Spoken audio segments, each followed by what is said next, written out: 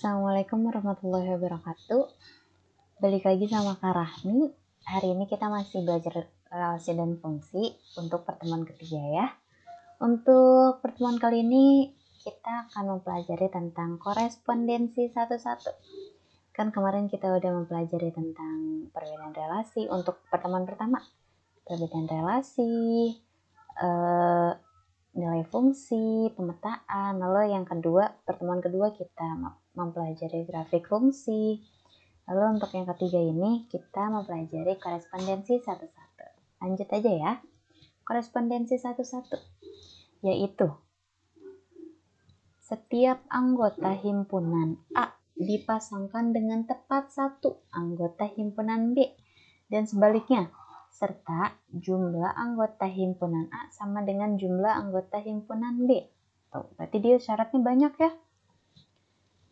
Di sini, banyak anggota himpunan A atau NA sama dengan banyaknya anggota himpunan B.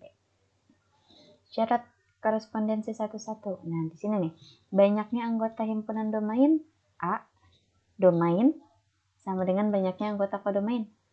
Nah, sesuai di sini ya. NA sama dengan NB. Lalu domain dan kodomain tidak boleh kosong. Dan domain dan kodomain tidak boleh bercabang. Di sini maksudnya tidak boleh kosong itu nggak boleh ada yang jomblo ya. Domain sama kodomainnya. Dan domain kodomainnya nggak boleh ada yang selingkuh. Nggak ada yang boleh bercabang. Domain dan kodomain ya. Nah, ini contohnya. Tuh, lihat. Contohnya. Tadi kan syaratnya anggota domainnya banyak yang anggota domain sama dengan anggota kodomain. Terus nggak boleh ada yang selingkuh dan nggak boleh ada yang jomblo. Sama, ini jumlahnya 4, ini jumlahnya 4, ini nggak ada yang jomblo, nggak ada yang selingkuh, ini pun sama. Ini juga sama ya, sama-sama 4, ini juga sama. Dan ini juga himpunan A-nya ini ada Boy, Disa, Justin, Koko. Untuk ini memetakan nomor absen ya. Ada 5, 8, 12, 20. Nah, ini ada semua ya di sini. Nggak ada yang jomblo, nggak ada yang selingkuh, B pun sama, ini juga sama ya. Nah, perbedaan relasi fungsi dan korespondensi satu-satu. Sebenarnya kita tadi udah mulai singgung ya. Nah, relasi kita lihat. Relasi ini domain kosong boleh, kodomain kosong boleh. Oh, kita satu-satu ya. Untuk relasi ini, relasi itu domain kosong boleh. Maksudnya domain salah satu domain jomblo boleh. Kalau fungsi tidak boleh. Ingat yang pertemuan pertama ya. Korespondensi juga tidak boleh. Domain kosong relasi boleh, fungsi masih boleh. Karena fungsi itu yang nggak boleh kosong itu domainnya doang ya. Korespondensi tentu tidak boleh. Domain bercabang boleh, relasi mah boleh semua ya. Fungsi tidak boleh. Korespondensi tidak boleh. Nih, kalau kodomain bercabang, relasi boleh. Fungsi boleh, kodomain bercabang boleh. Karena fungsi yang dilihat itu domainnya ya. Jadi untuk kodomain dia bebas. Korespondensi tidak boleh. Jadi di sini benar-benar korespondensi nggak boleh jomblo.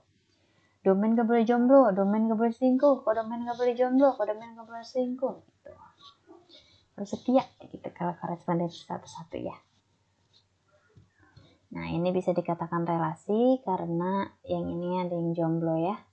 Domainnya ada yang jomblo. Kan tadi syarat fungsi gak boleh ada yang jomblo, gak boleh ada yang selingkuh. Ini bisa dikatakan fungsi karena yang selingkuh kan yang di kodomain ya.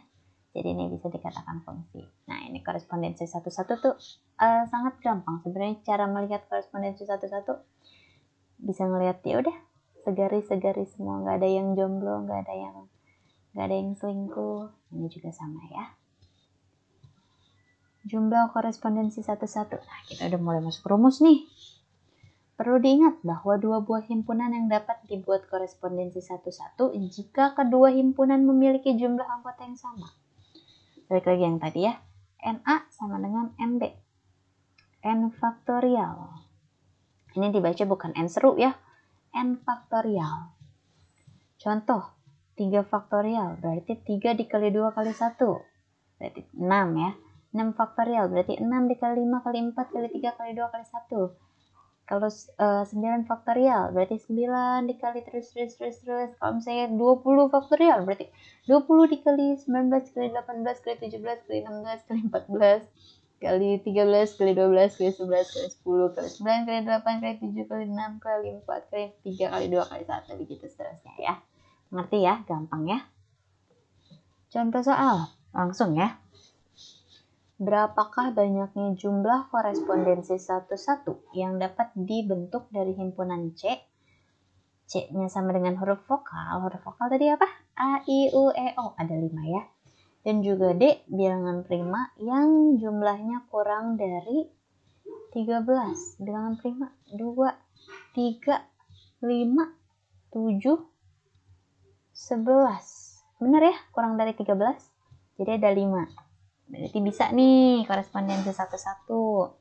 Huruf vokal A, I, U, E, O ada 5. Bilangan prima kurang dari 13 juga ada 5. Jadi karena sama-sama 5, jadi tinggal kita masukin 5 faktorial. 5 dikali 4 dikali 3 kali 2 kali 1. Kak, kalau misalnya domainnya 5, kodomainnya misalnya C-nya 5, D-nya 4.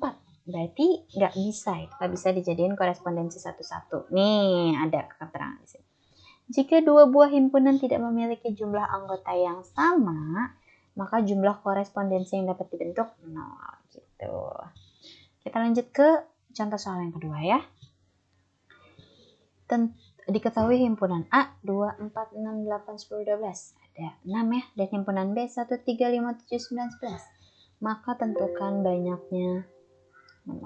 Maka tentukan banyak kemungkinan korespondensi satu-satu yang dapat dibentuk dari himpunan A ke himpunan B. Di sini A-nya 2, 4, 6, 8, 10, 12. Ada 6 buah ya, 6 angka. B-nya juga sama ya. Jadi tinggal N faktorial.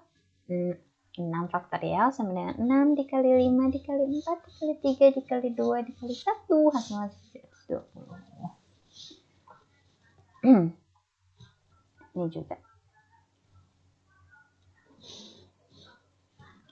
Diketahui himpunan K sama dengan 2, 4, 6, 8, 10, 12. Dan himpunan L, angka mata dadu.